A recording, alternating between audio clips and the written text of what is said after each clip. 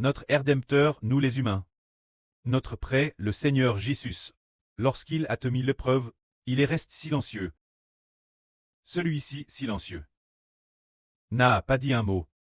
C'est précisément lui qui nous sauve, pour que dans l'avenir, par la foi en son nom, notre esprit soit sauve et ne s'éloigne plus jamais de Dieu, livré de l'esclavage de Satan. Celui qui se tourne vers Dieu, c'est ce silencieux Seigneur Jésus. Lisons cela ensemble. Ce moment tel Pilate.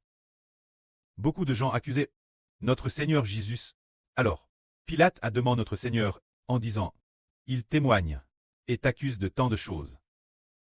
Ne l'entends-tu pas?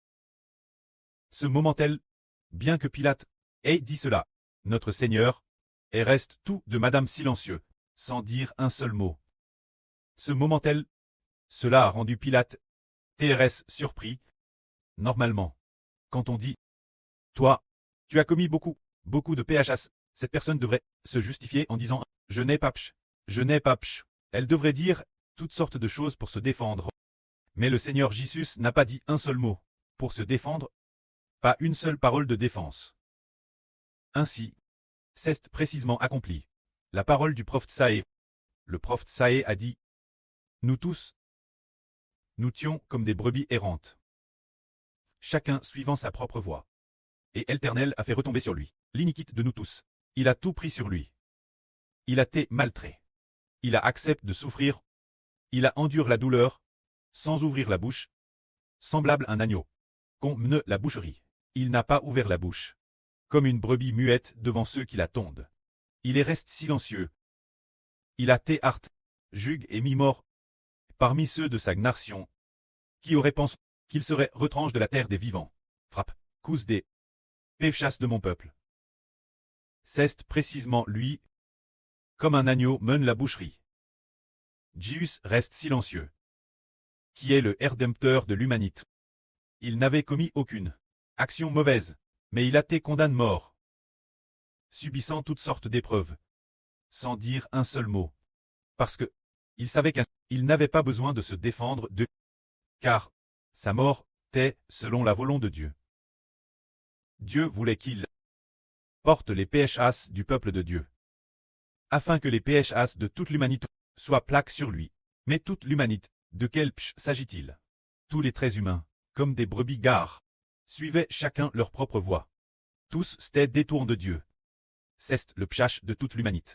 Le psh d'avoir abandonné Dieu, input Jésus, pour que Jésus les porte. Ainsi, le Seigneur Christ apporte les PHS de l'humanité. Après avoir sacrifié sa vie, et après être ressuscité des morts, il est devenu pour l'humanité le Sauveur, le Rédempteur. Ce que Rédempteur veut dire, c'est ramener l'homme au CTS de Dieu. Tous les hommes s'étaient loin de Dieu. Mais maintenant, grâce au Seigneur Jésus, tous ceux qui veulent accepter le nom de Jésus, le Seigneur Jésus les ramène Dieu, pour que l'homme, pour toujours, ne s'éloigne plus jamais de Dieu. C'est vraiment si merveilleux, le Rédempteur de l'humanité, et celui qui peut ramener tous les hommes, ceux qui s'éloignent de Dieu, tant que ce sont ceux que Dieu veut sauver. Ceux dont les noms sont écrits dans le livre de vie et le livre de vie de l'agneau. Le Seigneur Jésus-Christ les ramène tous Dieu, afin que pour toujours, ils ne s'éloignent plus de Dieu. Ils sont comme des brebis qui n'avaient pas de berger, des brebis sans berger, qui ne savent pas où aller pour trouver l'eau de la vie, où aller pour trouver de l'herbe mangée, mais le Seigneur Jésus-Christ, les brebis qu'il garde, tous ceux qui acceptent son nom, les brebis qu'il garde, peuvent retourner auprès de Dieu et recevoir l'Esprit de Dieu comme eau de vie. Recevoir l'Esprit de Dieu comme herbe de vie, pour que ces brebis désormais soient nourries et que leur esprit ne s'éloigne plus de Dieu, passant des mains de Satan. Dieu, dès lors, leur esprit est nourri par l'Esprit de la vie éternelle, nourri éternellement par le Saint-Esprit, pour que leur esprit vive pour toujours. C'est vraiment si merveilleux n'est-ce pas? C'est cela le Rédempteur de l'humanité. Auparavant, nous ne connaissions pas non plus ces ministres et madame. Nous ne savions pas qu'il y avait un esprit en l'homme. Autrefois, le frère Héber était dans une religion, appelée les témoins de Jéhovah. Ils croyaient que l'homme n'a pas d'esprit. Croyaient que l'homme n'a pas d'esprit. C'est pourquoi le Saint-Esprit dans la Bible. Ils ont retraduit la Bible. Leur Bible s'appelle la traduction du Monde Nouveau. Ils traduisent le Saint-Esprit par force active. C'est dire que l'homme n'a pas d'esprit, et Dieu n'a pas d'esprit non plus. Donc Dieu, ce que les différentes versions de la Bible traduisent par Saint-Esprit. Ils le traduisent par force active. Car quand l'homme meurt, c'est la fin de tout, il n'y a pas d'esprit, ce qu'ils appellent force active. N'est-ce qu'une force? Mais nous disons que c'est faux, l'homme a un esprit, et l'esprit de Dieu s'appelle le Saint-Esprit. Et le Saint-Esprit doit amener l'esprit de l'homme, retourner Dieu. C'est pour cette raison. Alors, l'esprit de tous les hommes, c'est loin de Dieu. Et puis, ils ont comment commettre des péchés. Les actions malveillantes de l'homme sont dues au fait que son esprit est sous le pouvoir du diable. Sous la domination du diable. Le diable captive l'esprit de l'homme. Le diable contrôle l'esprit de l'homme pour pécher. Ainsi, l'esprit de l'homme est sous le contrôle du diable. Par conséquent, le corps humain va pécher, et les pensées et intentions péchent aussi. Mais la rédemption du Seigneur Jésus, le rédempteur de l'humanité, permet l'esprit de l'homme, dormait, d'être sauvé, de ne plus être entre les mains du diable, mais entre les mains du Seigneur Christ. Le Seigneur Jésus veut utiliser le Saint-Esprit pour les nourrir, veut utiliser une vie sainte pour les nourrir. C'est cela, le rédempteur de l'humanité. Ah, justement, nous voyons que nous tous, ce groupe d'enfants, qui avons le frère Hubert, qui prêche la vie, eh bien, ce qui est merveilleux, c'est de ne plus pécher, de ne plus mentir, mais d'être honnête, et de marcher dans la justice, en vivant selon la forme d'une vie nouvelle. C'est parce que l'esprit de l'homme quittait l'origine sous le contrôle de Satan. Maintenant, après avoir couru, la vie prêche par le frère Hubert, et y avoir cru, est désormais sous le contrôle du Seigneur Christ. Y avoir cru, qu'est-ce que cela signifie? C'est invoquer de sa bouche le nom du Seigneur Christ. Magnifier de sa bouche le nom du Seigneur Jésus, comme le plus grand, et dans son cœur, se tourner entièrement vers le Seigneur. Toute la bouche ne parle que du Seigneur Jésus-Christ. Ainsi, tout l'esprit et tout le cœur appartiennent au Seigneur, de sorte que Satan ne peut plus nous capturer, et nous devenons une nouvelle création. Ce moment-là, comme Pilate, ne trouvait aucun crime chez le Seigneur. Pilate dit alors la foule, « Je ne trouve aucun crime en cet homme. » Mais il insiste d'autant plus vigoureusement en accusant le Seigneur, cet homme en commençant par la Galile jusqu'ici enseigne dans toute la Jude. Soulevant le peuple, Pilate ayant entendu que le Seigneur Jésus venait de Galile, et comme Pilate n'était pas le gouverneur de la Galile, il était le gouverneur de la Jude, il n'était pas le gouverneur de la Galile, Pilate dit alors, « Oh, cet homme vient-il de Galile? La Galile ne relève pas de ma juridiction. La Galile relève de l'autorité du roi Hérode. » Alors, Pilate envoya le Seigneur Jésus au roi Hérode. Or, précisément ces jours-là, le roi Hérode se trouvait aussi Jérusalem. Alors Pilate envoya notre Seigneur au roi Hérode. Alors le roi Hérode interrogea le Seigneur. Hérode voulait vraiment voir notre Seigneur faire un miracle devant lui. Mais le Seigneur ne voulut pas faire de miracle. Hérode se moqua alors du Seigneur Jésus, et les soldats d'Hérode aussi se moquent du Seigneur Jésus, revêtant notre Seigneur d'un vêtement magnifique, puis ils continuèrent se moquer de lui. Finalement, Hérode renvoya tout de Madame le Seigneur Jésus. Pilate.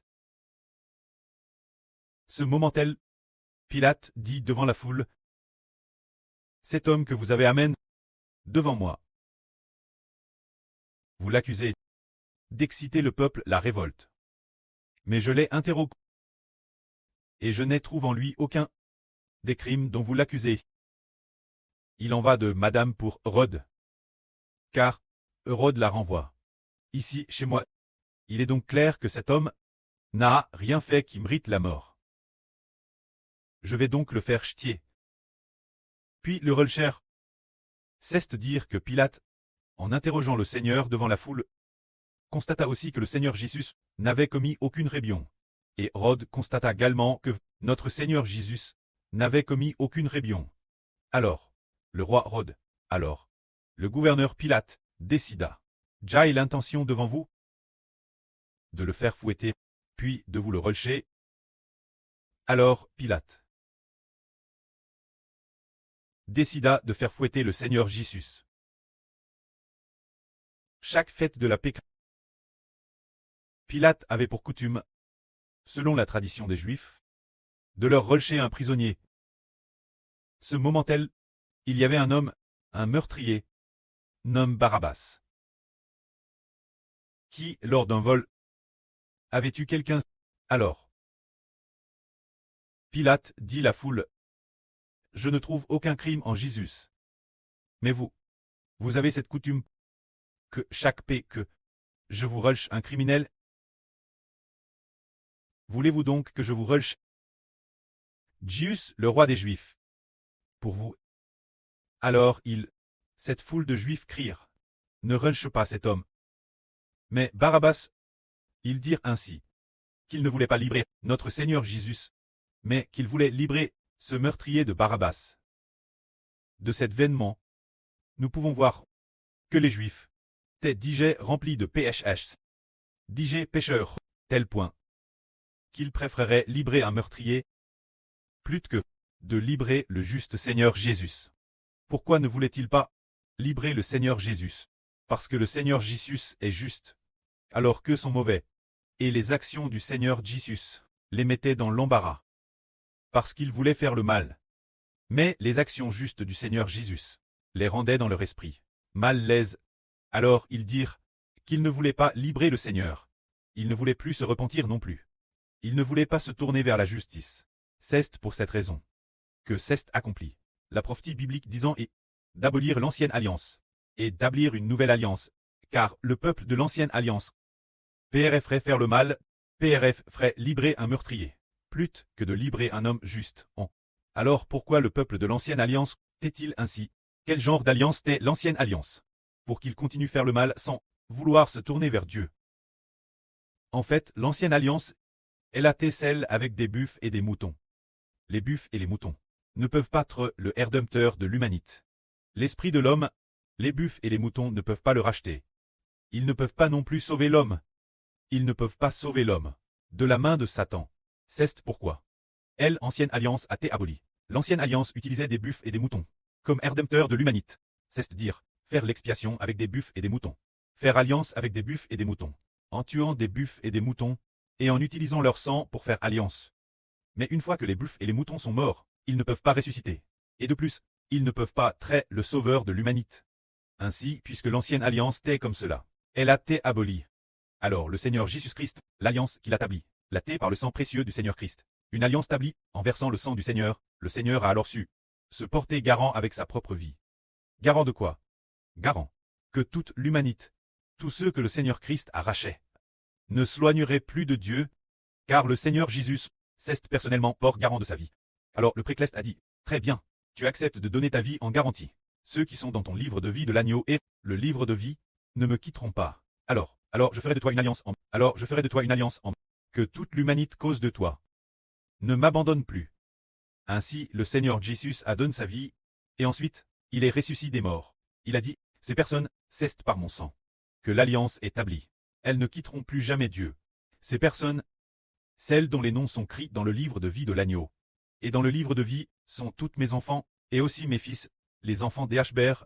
Je fortifierai ces personnes, pour toujours et jamais, pour qu'elles ne quittent pas mon preux, éternel Dieu. Alors le précleste a mis le Saint-Esprit de puissance, pour toujours dans le Seigneur, afin que le Seigneur Jésus-Christ fortifie tous ceux que le Seigneur Jésus-Christ a rachetés, pour que, pour toujours, ils ne s'éloignent pas de Dieu. Et ces personnes, comme elles ont été rachetées par le Seigneur Jésus, elles aiment aussi le Seigneur, et le Seigneur fortifie de nouveau leur esprit, de sorte que Satan ne puisse plus jamais les ramener lui. Au contraire, la puissance qui est dans le Seigneur Christ ramènera ceux que le Seigneur a rachetés, pour toujours et jamais vers Dieu. Pour ne plus jamais s'éloigner de Dieu. C'est dire le chef des forces des Ténèbres, le diable Satan, ne peut pas non plus capturer l'homme, pour l'éloigner de Dieu. C'est parce que Jésus est déjà devenu le rédempteur de l'humanité. C'est pourquoi, nous qui nous tournons vers le Seigneur, ne faisons DJ plus de mal. Que la gloire soit au précleste et au Seigneur. Amen.